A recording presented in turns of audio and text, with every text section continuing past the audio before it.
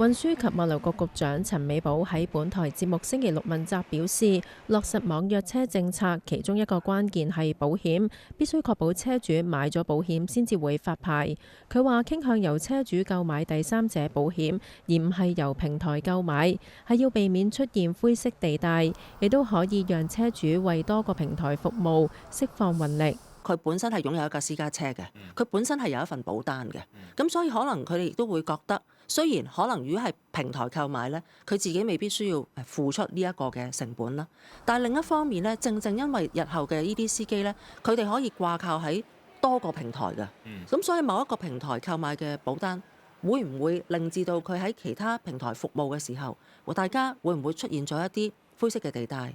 另外，如果嗰個司機佢本身有一份保單，佢有一個屬嘅保險公司，可以喺嗰個保單嘅基礎之上作一個延展嘅一個嘅包含嘅話呢，咁嚟得嘅時候呢，佢會有多啲選擇。政府建議收緊商用車駕駛執照申請人需提交體格檢驗證明書嘅年齡要求，由70歲提早到65歲。陳美寶話：期望透過科技嘅協助，將視力、聽力嘅指引標準化。現時除咗內地呢，就有一啲自助體檢嘅機啦，佢係可以檢測視力同埋聽力，甚至係有一啲嘅手握力嘅，係可以量度得到嘅。同時咧，我哋都睇到韓國咧喺今年2月開始咧知道咧佢哋都會係推出一啲咧好似係模擬駕駛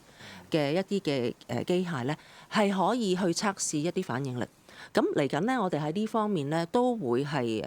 繼續去考察，同埋考慮咧喺香港係咪可以都引入類似嘅呢啲嘅科技嘅裝置，係可以配合到咧我哋去利便啲司機作出體檢嘅時候，可以更加方便、更加科學化。陳美寶話會探討點樣配合長者醫療券同地區康健中心等提供專屬服務，方便司機做體檢，並且減輕佢哋嘅負擔。香港電台記者李建欣報道。